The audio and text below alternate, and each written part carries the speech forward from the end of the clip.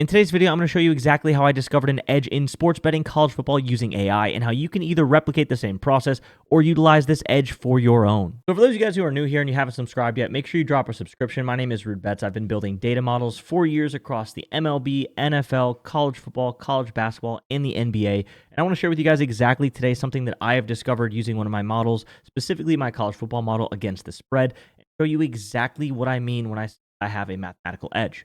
So to start things off, I want to show you guys a website that I use for data. And this is a great website that I wish existed across all sports.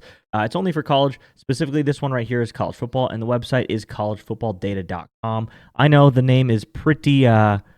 it's exactly what it is. It's college football data. But if you go to the analytics tab and you click on data exporter, you're going to find a bunch of different tabs that you can utilize here and that I utilize, especially when building models from scratch, but specifically to run regression analysis across to discover if you actually have an edge. And this is exactly what I did to discover that I have a positive ROI expected bet within a certain sweet spot that I'll show you in a second.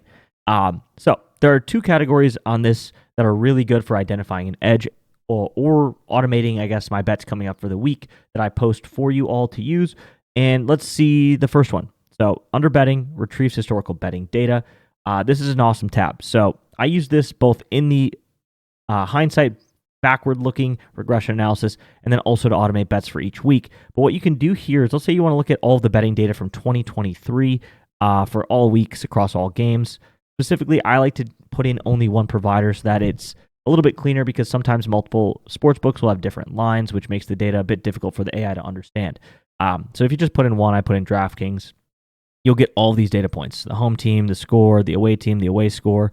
Whatever the spread was is going to be over here right there called spread. That's going to be the closing value that they can discover here. The opening spread would be next to it, and it's always in reference to the home team. So it's just saying the home team was minus 20. That's a good way to understand that. And then from there, you just have all the historical data you need for 2023. You do that again for 2024.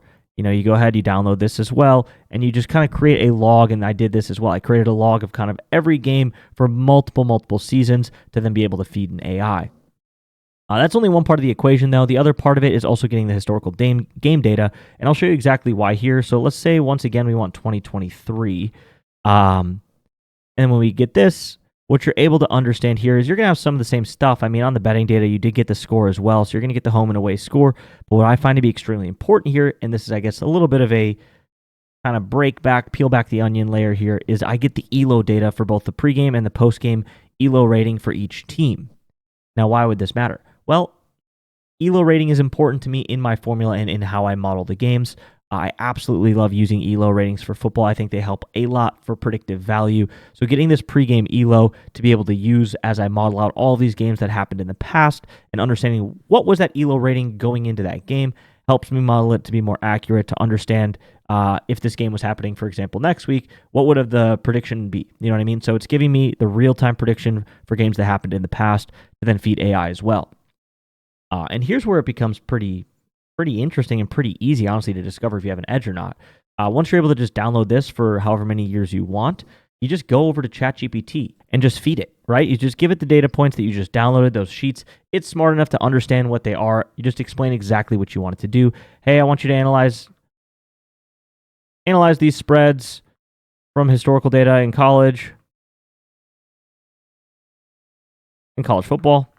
And then you just say, here's my formula. Let me know if there is a profitable ROI sweet spot based on how I model these games that would present an edge for predictive value moving forward. So you run that equation, and then it'll spit out yes or no. You either have an edge or you don't. So I did this across multiple seasons and discovered that my model right here that you can see on the screen, wap.com/RudeBets, has an edge. It's a very specific edge for college football spreads, because college football spreads inherently are extremely difficult to win on. Why, you might ask? Well, one, college football is an extremely unpredictable sport with a lot of variance.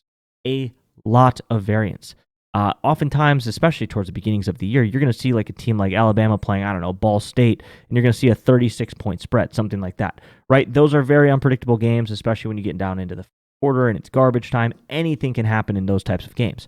So understanding how to use the data to discover if you have an edge is extremely important, and that edge is going to be very, very specific.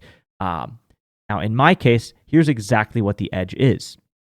The edge in this case is when the predicted spread on my simulator is within 2 to 3 points on either side of the closing line. Okay, let me just lay that out one more time. 2 to 3 points of the closing line.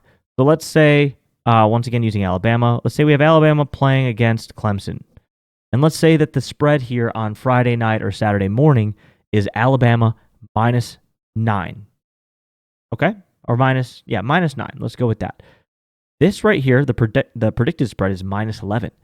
This means that this would fit within the sweet spot of the edge and would be a play that is identified to take as a positive ROI, a positive expected value bet for this game, because it's within 2 to 3 points of the actual spread. Now, on the other side, let's say the spread was Alabama -13.5 for this game.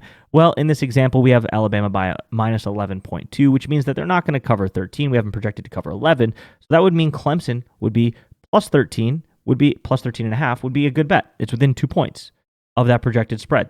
We're projecting them to only lose by 11, which means they would cover 13.5, and that is within 2 to 3 points of the actual spread.